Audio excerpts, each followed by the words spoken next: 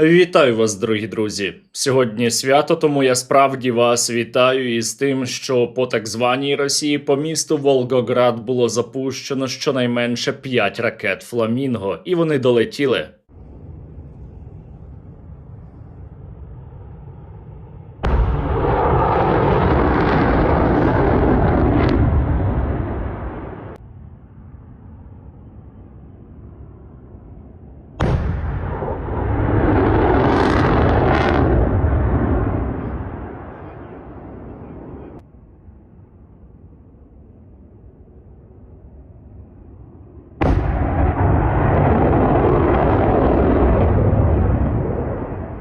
Відео дуже довге, мені довелося його обрізати. Якщо ви хочете бачити більше, то обов'язково підписуйтеся на мій телеграм-канал, посилання на який я лишаю в описі до цього відео.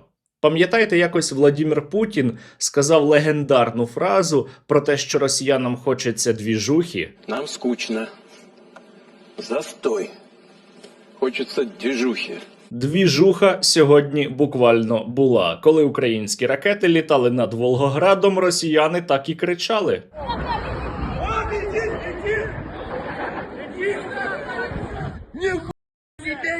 Движуха!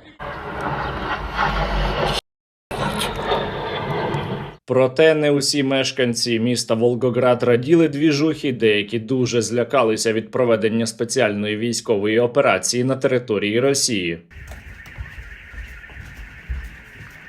О, да, это... Ал, давайте это, начинайте.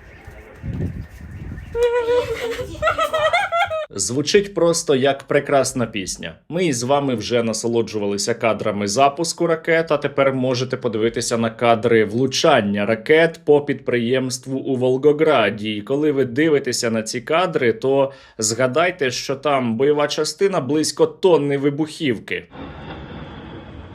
Ого, рядом 59. Вот на третья прилетел. Это третья или четвертая? Тому ви можете уявити, що сталося із об'єктом, по якому прилетіло. Здається, російська протиповітряна оборона навіть не намагалася його захищати, а це стратегічно важливий об'єкт для ворога. Надежный фундамент обороноспособности страны. Мы являемся разработчиками изделий, которые в Парад Победы радуют нас на Красной площади. Отож, дорогі друзі, цей завод спеціалізується на артилерійській і ракетній техніці та є критично важливим для російського військово-промислового комплексу. Акціонерне товариство «Федеральний науково-виробничий центр Титан-Барикади» виробляє, зокрема, пускові установки для стратегічних ракетних комплексів «Ярс» та «Тополь-М». Це ті, які несуть ядерну зброю. Пускові установки для ОТРК «Іскандер-М», артилерійські частини та стволи для «Саумс»-С і не тільки. Гордость отечественной оборонки – ракетные комплексы «Искандер» и «Тополь», отличающиеся сверхвысокой точностью и мобильностью, были разработаны и производятся в конструкторском бюро «Титаны» на заводе «Баррикады». І ось оце виробництво прийняло в себе 4 або 5 ракет «Фламінго» із тонною вибухівки. Чим більше Україна б'є так звану Росію, чим глибші наші удари, тим більше росіяни говорять про дуже скорий початок революції. Ничего не напоминает 1916 год. Здесь будем так объективны. Коли Росія почала війну проти України, то вона запустила процес свого власного розпаду. Ми із вами обов'язково це застанемо. Щоби не пропустити ці щасливі моменти, підписуйтеся на мій канал. А щоби прискорити цей процес, обов'язково закиньте на русоріз. Реквізити в описі. Окрім атаки на завод у Волгограді, Сили безпеки і оборони України сьогодні також уразили зенітно-ракетно-гарматний комплекс «Панцирь» у Феодосії і автомобільний паром неподалік від Керчі. У Криму тим часом окупаційна адміністрація запровадила надзвичайну ситуацію. Уважаемые крымчане, сегодня с 13:00 вводится режим чрезвычайной ситуации в Республике Крым.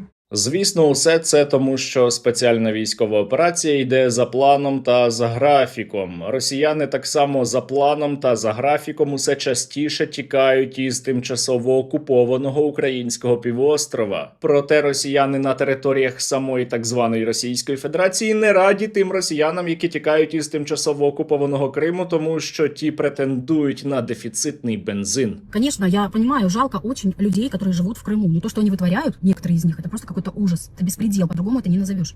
Оккупировали весь наш город, все наши заправки приезжают с прицепами, заправляют сотнями литров бензин, то, что мы остаемся без бензина. Ті, хто знають, що війна почалася не у 22-му, а у 2014 році, мають пам'ятати відео із тимчасово окупованого Донецька, здається, за 2015 рік, де російська армія розповідає про міста, з яких вона приїхала. Привет, Чита! Привет, Улан-Удэ, Чита, Ясногорск, Агинск! І я маю прекрасні новини. І ні, це не про те, що росіяни, яких ви бачили на відео, вже подохли. Це про те, що і у Читі, і в Улан-Удэ зараз дефіцит бензину. Я сейчас поехал до города, с Курумкана до Улан-Удэ. И прикиньте, что творится. Доехал я, значит, до Турки. А там бензина нету на Роснефти в Турке. Чита, 26 июня, время 11 вечера. Просто бардак. Люди готовы на ножах просто биться. Чим більше розповзається по так званій Росії паливна криза, тим більше росіяни пересідають на екологічний транспорт і зволожують російську землю своїми власними сльозами. Я просто не могу в этом сумасшествии жить, блин. Просто когда уже все это закончится, я не могу уже больше так. У меня нет бензина. Вообще просто песня.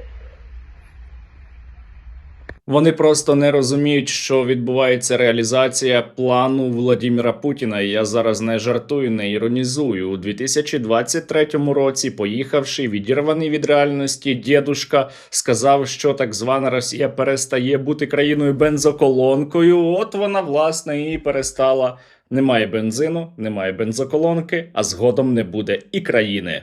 Вот когда мы превращаемся с вами сейчас в такую страну, где у нас в структуре роста экономики 43% уже это перерабатывающее производство. Когда мы перестаем, как нам когда-то говорили, тыкали пальцем, что мы бензоколонка.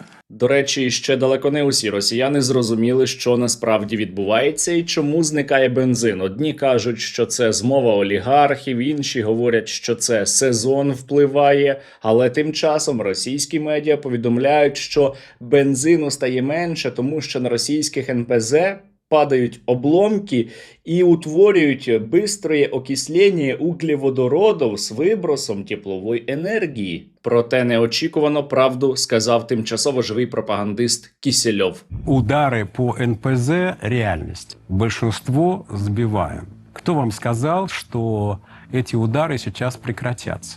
Усі оці удари могли би припинитися, якби так звана Росія припинила війну проти України, але вона й далі воює, тому ударів ставатиме усе більше, росіянам ставатиме все тяжче, аж допоки вони не впадуть. К сожалению, если дальше так будет, это будет только нарастать, и это очень невыгодно для нас. Мы не сможем, это может быть просто катастрофа. Прозрівати почав також і чоловік Скабєєвий. Він говорить, що коли Україна б'є по так званій Росії, то це не сприяє мирному процесу, розумієте? От коли росіяни Іскандером вбили дітей у Кривому Розі, це дуже сприяло мирному процесу. Коли росіяни били по українських торговельних центрах та житлових будинках, це був суто мирний процес. А коли Україна почала відповідати, то ай-яй-яй, бачите, Україна не хоче миру. Активизация ударов дальнобойных по нашей территории. Понятно, что это все не ведет к мирному урегулированию. Для того, щоб почалося мирне урегулювання, росіяни повинні перестати атакувати Україну, тоді Україна перестане атакувати так звану Росію. Все дуже просто. Але росіяни обрали інший шлях – шлях падіння так званої Росії. Что, судя по вот всем вот этим признакам, идет в настоящее время полномасштабная подготовка цветной революции в России. Те, що ми з вами зараз спостерігаємо, це історичні події, тому що так звана Росія наближається до соціального вибуху, бо затяжна війна, атаки по так званій Росії, дефіцит бензину – усе це дуже дратує російське населення. А ще їх до цього роздратували блокуванням месенджерів та обмеженням доступу до інтернету, тому може статися із Владіміром Путіним усе, що завгодно. І саме тому російські пропагандисти, розуміючи усе це, починають казати, що треба погоджуватися на припинення вогню зараз, поки не пізно. По-моему, стоит все-таки пересмотреть наше отношение к целям нашей военной операции и пойти на гораздо более, в общем, может быть, менее почетный, как у нас говорят, похабный, но тем не менее то перемирие, которое сулит нам сохранение наших территориальных приобретений, которые мы приобрели за время специальной военной операции. Російське керівництво, принаймні поки воно залишається керівництвом, має усвідомити, що погоджуватися потрібно вже зараз, бо потім умови стануть для росіян ще гіршими. Хотя как бы нам не было неприятно на это соглашаться, мне кажется, это реальный шанс избежать худшего. Проте ключове питання тут, чи розуміє усе це Владімір Путін, чи він усе ще відірваний від реальності, поїхавший дегенерат. Я ставлю на те, що Владімір Путін досі не усвідомлює, що відбувається насправді, і він тому буде продовжувати і далі війну, і прискорюватиме цим самим розпад так званої Російської Федерації. Та ми з вами не повинні стояти осторонь і маємо активніше допомагати нашому війську, яке за минулу добу завдяки вам отримало іще 110 нових FPV. Імені особового складу батареї перехоплювачів 78-ї окремої десантної штурмової бригади висловлюємо подяку благодійному фонду спільноти Стерненка за надану допомогу у вигляді дронів-перехоплювачів для боротьби з БПЛА противника. Ця допомога значно підвищить ефективність нашої роботи. Слава Україні! Героям слава! Ми, бійці батальйону безпілотних систем «Шершні Довбуш», висловлюємо подяку благодійному фонду Стерненка за надані нам FPV-дрони на оптоволокні. Ці дрони допоможуть нищити ворога. Не забувайте, що кожна гривня, зазначена на ці дрони, допомагає нам відстояти нашу країну. Слава Україні! Героям слава! Продовжуючи війну проти України, Владімір Путін прирікає саму так звану Російську Федерацію. Щоби росіянам було максимально боляче, будьте у війську або для війська та максимально допомагайте силам безпеки та оборони України.